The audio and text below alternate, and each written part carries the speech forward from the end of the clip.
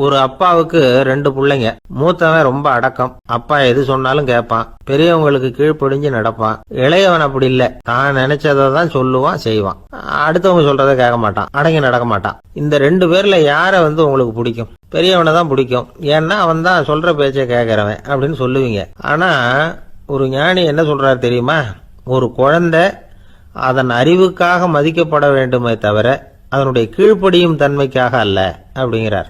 நம்ம குழந்தைகளை சுயமா சிந்திக்கிறதுக்கு நாம விடுறதில்ல. மற்றவங்களை பார்த்து காப்பி அடிக்கிறதுக்கு தான் நாம அவங்களுக்கு கத்துக் கொடுக்குறோம். புகழ்பெற்ற மனிதர்கள் சிலருடைய பேரை சொல்லி நீயும் அவர் மாதிரி ஆகணும், இவர் மாதிரி ஆகணும் அப்படின்னு சொல்லிட்டே இருக்கிறோம். குழந்தைகள் தங்களுடைய தனித்தன்மையை வளர்த்துக்கிறதுக்கு நாம தடையா இருக்கிறோம். ஒரு குழந்தைகிட்ட அனாவசியமா நம்பிக்கைய வளர்த்துடக்கூடாது. எந்த கோட்பாட்டையும் திணிக்கக்கூடாது.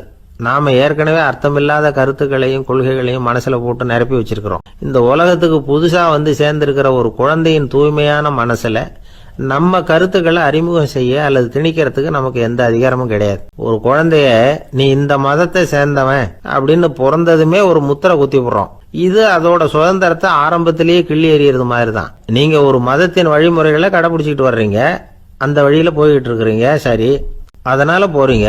அதுக்காக உங்க குழந்தையையும் அதே வழியில தான் வரணும் அப்படின்னு கட்டாயப்படுத்துறதுக்கு உங்களுக்கு என்ன உரிமை இருக்குது? அந்த குழந்தை சுயமா சிந்திச்சு ஒரு முடிவுக்கு வரட்டுமே, அதுக்கு நீங்க ஏன் தடையா இருக்கிறீங்க?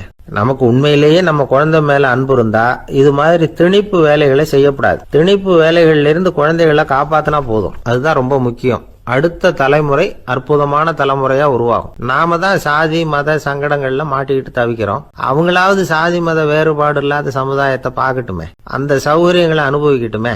அதுக்கு நாம என்ன செய்யணும்னா ஒன்னும் செய்யாம இருந்தா போதும். ஒரு குழந்தைகிட்ட நம்ம கருத்தை திணிக்கும் பொழுது என்ன ஆகுது தெரியுமா? அது அவனை அவங்கிட்ட இருந்தே அப்புறப்படுத்தி விடுது. அவனுடைய தனித்தன்மையை அழிச்சுடுது.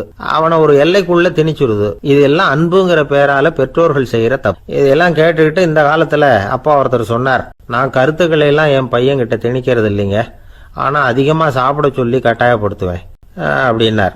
உங்க வீட்டு சமையல் அவ்வளவு நல்லா இருக்குமான்னு கேட்டாங்க. நல்லா இருந்தா நான் ஏன் அவனை சாப்பிட சொல்லி கட்டாயப்படுத்த போறேன் அப்படின்னார். தென்கட்சி கோ. சாமிநாதன் ஐயா அவர்களின் இன்று ஒரு தகவல். நகைச்சுவை கதைகளை கேட்டு ரசித்தமைக்கு நன்றி.